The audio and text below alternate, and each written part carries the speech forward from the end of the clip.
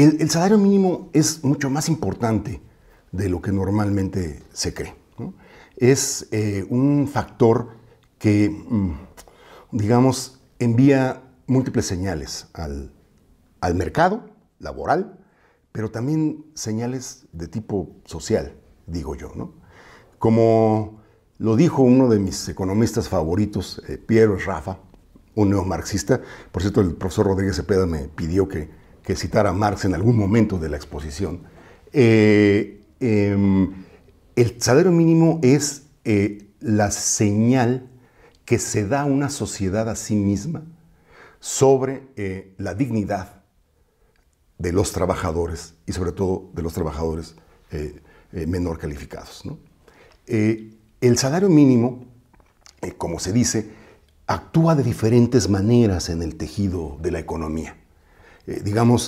Se mete en de distintas maneras. La primera es que cuando la CONASAMI famosa sale con su batea de babas de un incremento de 4% al salario mínimo, igual al de la inflación, porque ya se lo dictaron, ¿no?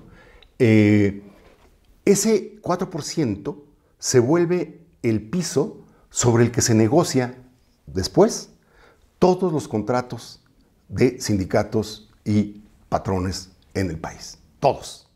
Desde los universitarios hasta los del sector energético, todos los contratos de trabajadores empiezan a negociarse con la cifra mágica del salario mínimo.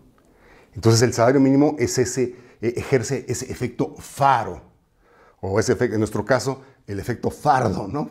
Para llevar hacia abajo al conjunto de salarios. Luego, la cosa se ha vuelto tan cómoda, digamos, para los contratantes, para los empresarios, que los salarios mínimos en México también, digamos, se evalúan por el número de veces del salario mínimo. Es decir, si yo quiero contratar a alguien, puedo decir, bueno, pago 2 salarios mínimos, 3 salarios mínimos. De hecho, ustedes pueden haber visto muchos carteles que solicitan personal con estas leyendas, ¿no? 2 salarios mínimos, 3 salarios mínimos. Incluso el INEGI mide la escala de trabajadores y de sueldos en veces el salario mínimo. Claro, si ustedes tienen un salario mínimo tan bajo, 88 pesos hoy, pues 2 salarios mínimos tampoco alcanzan, ¿no? Es decir, el salario, la base, la unidad salario mínimo está comprimiendo, gravitando hacia abajo, hacia el conjunto de los salarios. Pero además, como les decía, este bajo salario mínimo en nuestras relaciones interpersonales le da un pretexto moral a los empresarios. Le escuché decir por ejemplo, al señor Juan Pablo Castañón, que él no paga el salario mínimo, no paga 88 pesos al trabajador que menos le paga. No, él le paga 95 pesos. Es decir, este bajo salario le da una excepción moral a los propios empresarios para decir, no hombre, el salario mínimo está muy bajo, pero yo pago más. Sin embargo, y esta es la noticia, la canasta alimentaria, solo la alimentaria, no estoy contando el transporte, ni la escuela, ni los otros gastos. La canasta alimentaria hoy ronda ya los 100 pesos diarios. Es decir, los 88 pesos que paga el salario mínimo hoy en México no alcanza para la canasta alimentaria. ¿Qué quiere decir esto, compañeras y compañeros de nosotros? Que el salario mínimo está produciendo pobreza extrema todos los días.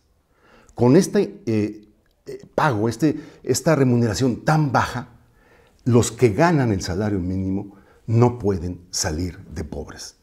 La señal es funesta para el conjunto de la sociedad. ¿En qué sentido? Trabaja ardua, legal, duro, honestamente. Aún así, no vas a salir de pobres. No vas a salir de pobre. Ese es el mensaje que está enviando esta economía, este arreglo económico y esta política salarial todos los días a la sociedad mexicana.